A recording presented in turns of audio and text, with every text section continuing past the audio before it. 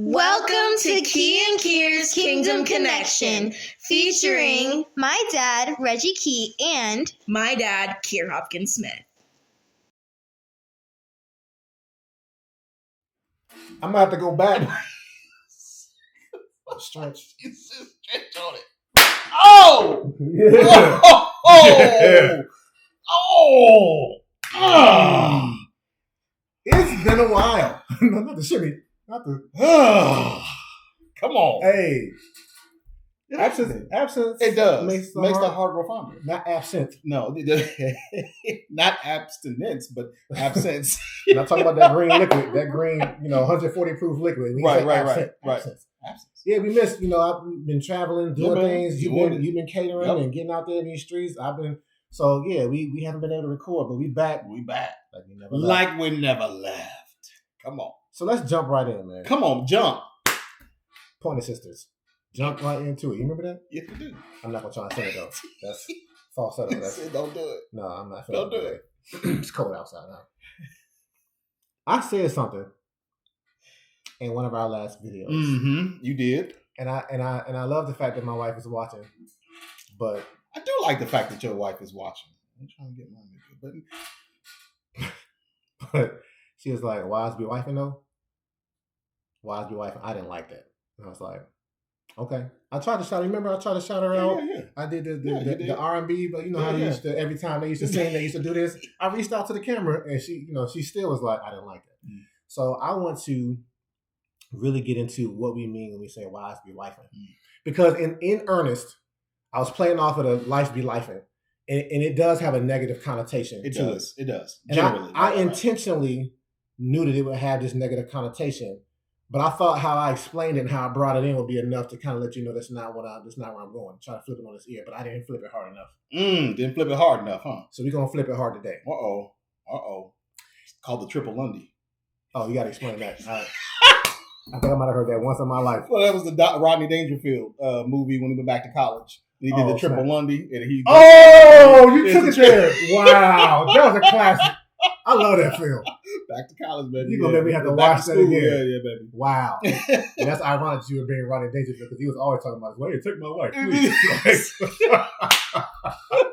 Okay.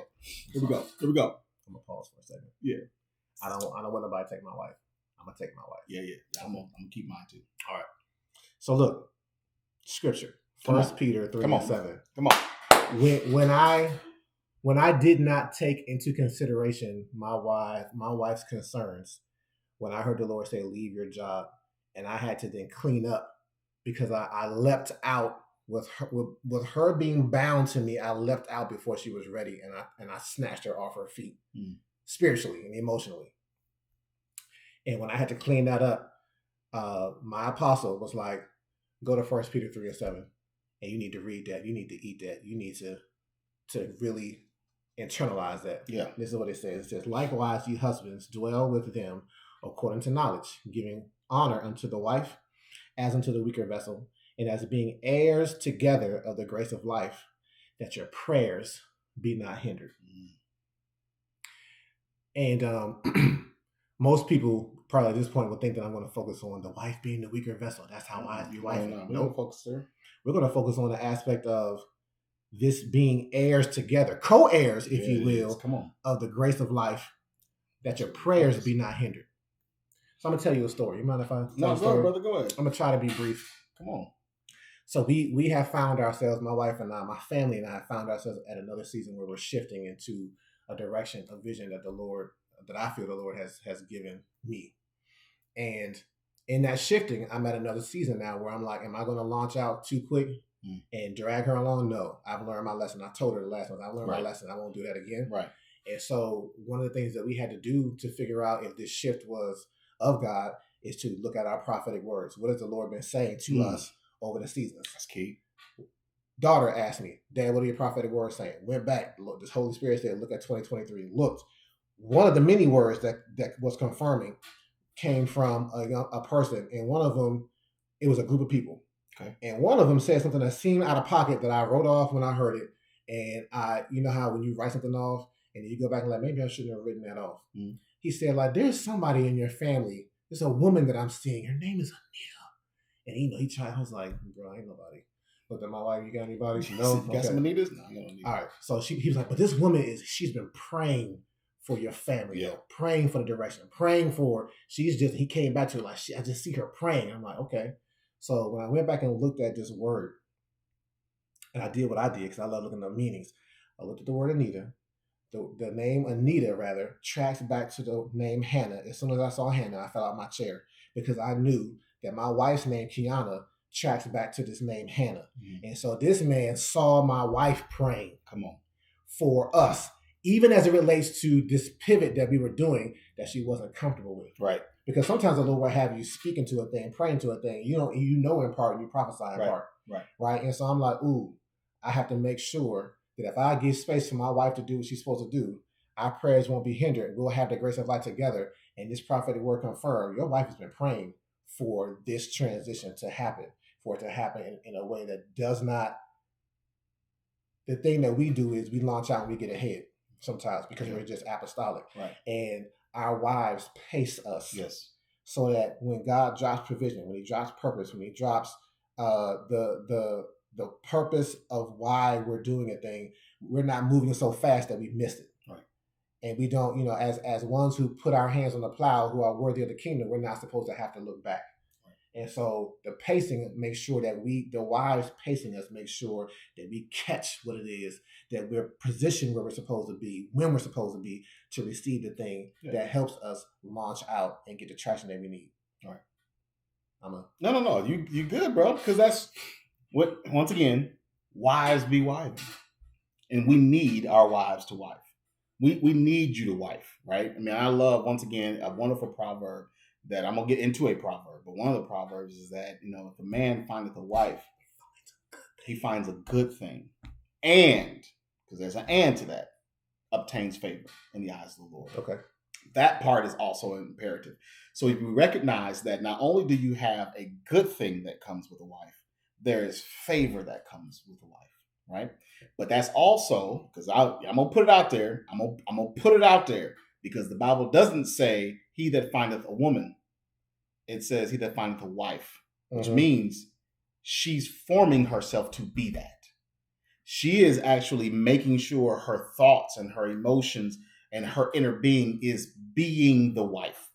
And in the being of the wife, there is a good thing, and then there's a favor that comes together with her being exactly what God has designed her to be. For you. Come on. For the husband. For the husband, right? Because he that findeth a wife.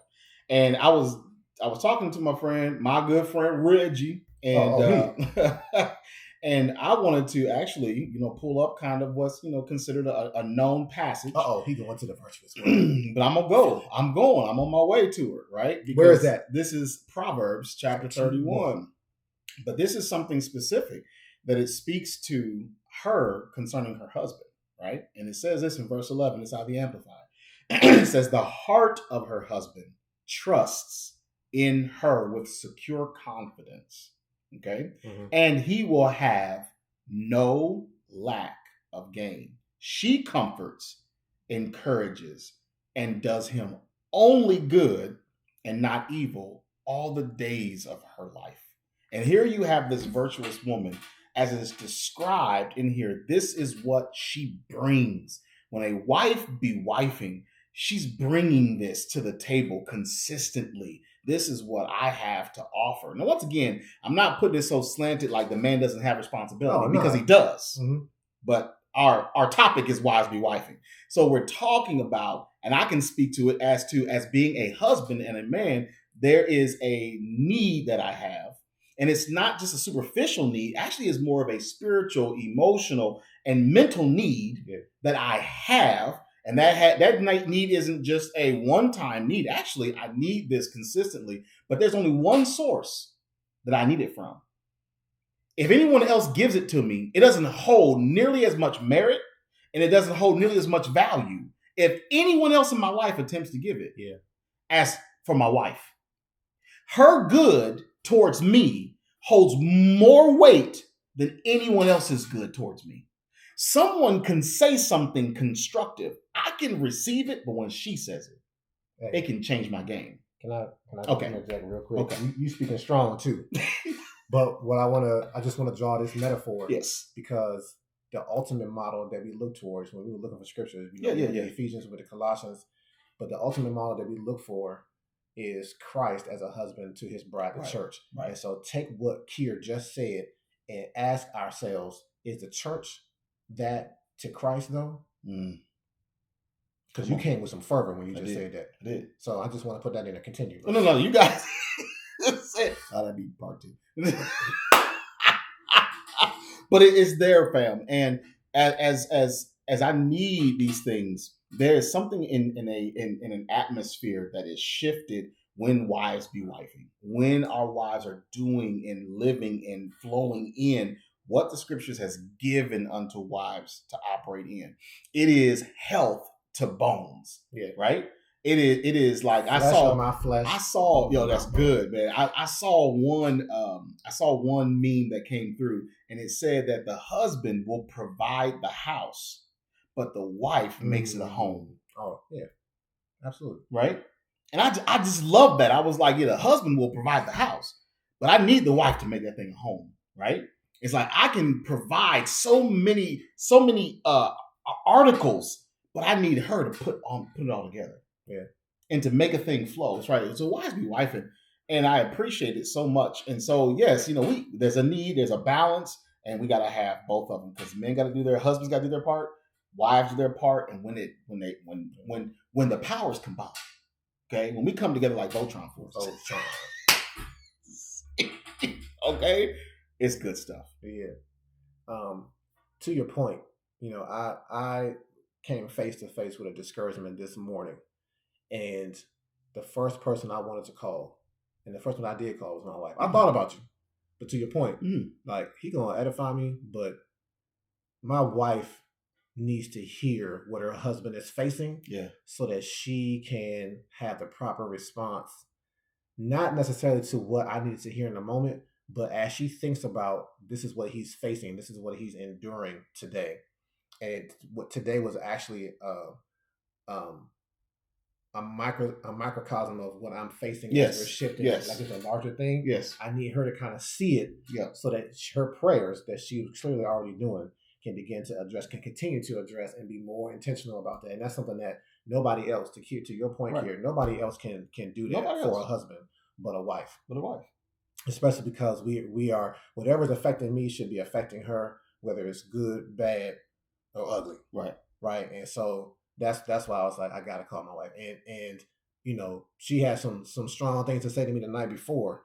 And I was like, ooh, I don't know if she's ready to hear that I had some challenges today, but I don't know who else to call. Right. And so I called her, and she did what she does. Yeah. Right. And so please let it be understood. Please let it be heard. And I like how you kept bringing it back, like wives be wifing. Is not meant to be a thing of a derogatory, slight, in the proper perspective. Yes. And I'm constantly trying to remember to see my wife from the proper perspective, to appreciate my wife from the proper perspective, to, as the word says, to continually wash her with the water of the word. I don't know how to pray for her now, so I just pray in tongues concerning her. That's everything for me now. Right. Yo, I don't know. Let's go in. So if I don't know the answers, then I'm gonna speak in an unknown language for the prayers that I need for my family, for my friends, and especially for my wife. Right. And so as you were saying that, man, I love, once again, just to reiterate verse 11, the heart of her husband trusts in her. Yeah. Okay. The heart of her husband trusts in her. That's a mutuality. Because we understand that in relationships, we'll say that, okay, well, I love you, but trust is built. Trust is built through interactions. Trust is built through that time invested intentionally. Yeah. Right. And so as we're building that, and because my heart is it's a vital organ that is so susceptible to hurt. Yes. And so once again, in physiology, it sits literally in the center of your rib cage. Where's that though? It sits behind the rib? It sits behind the rib. Okay. The heart sits behind the rib because the rib is there to protect the heart. So here you have the heart of the husband who trusts. Can the rib do the job of the wife be wifing and protect the heart? Because listen, every other person, as a man, every other person, hands up, I can fight, dude, whatever. She is the one that protects the most sensitive, the most intimate part of who I am. Yeah. Her position. Keep that. Yeah. So as it beats and as it moves, that rib is there. I got you, babe. I got you. So this is why husbands, we got to come to our wives with stuff. And wives to be ready to receive what the husband has to give. Yeah. Right? Whether I understand everything that's going on with me, like you said, he was ready to call me, but it's like, but listen, my wife, you are here for purpose. Yes, we're going to have our conversation with God. Sometimes we don't know how to say stuff to God. So we go into tongues and we, Father, because I don't even know. When I come to her, though, listen, now that I have sat back with the Father, I'm not going to discourse with you because this is what's going on with me. Can you protect that and help me in the spaces that I might not see? The rib cage is there protecting the heart. And can we trust that she's protecting that? Even when, just as much as we expect them to trust us after we have missteps, can we trust our wives when they misstep? Yeah. Because, one time, one of my spiritual mentors, another one, shout out Preacher. He used to go by Preacher by my kids. He was like, do you think that your wife is, because I was complaining about something that she had done or said years ago. He was like, do you think your wife doesn't have your back? Do you think that she's doing anything intentionally to kind of undermine you? I was like, no. He was like, all right, then. Well, then why are you even focusing on this?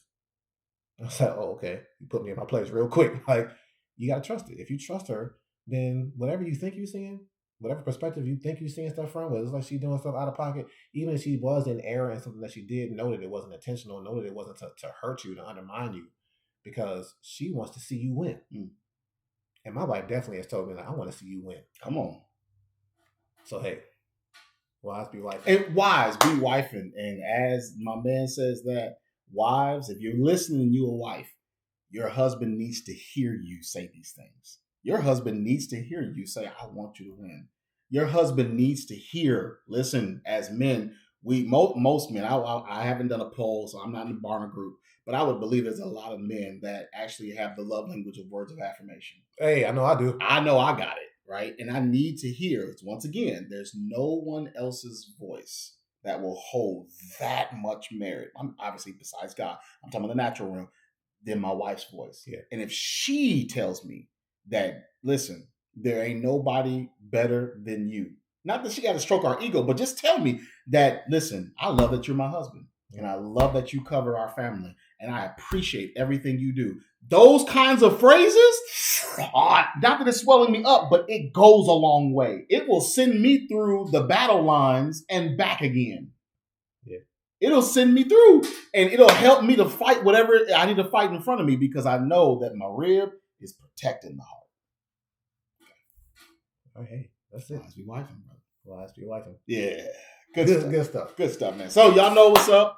This is Key and Kiers. Kingdom Connection. Yeah, baby. And y'all know how to find us on our wonderful, the YouTubosphere is always out there. It's out there, right? Wow. And listen, and y'all know where to find us because you got Manaforte Ministries. You got Power in My Testimony. Y'all know y'all can also find us on Spotify and His Hop Radio. Coming out of Vegas. Come on. And so listen, we just want to be a blessing to as many people as we possibly can. Y'all know what to do. Y'all know all the likes and shares, all that good stuff. And we just want to be a blessing. And so if we were a blessing in this conversation, share it with someone. That's what we ask for you to do. Okay? All right. There we go. He said, yes. Yeah. Take it. Yeah. Till next time. Till the next time. Peace.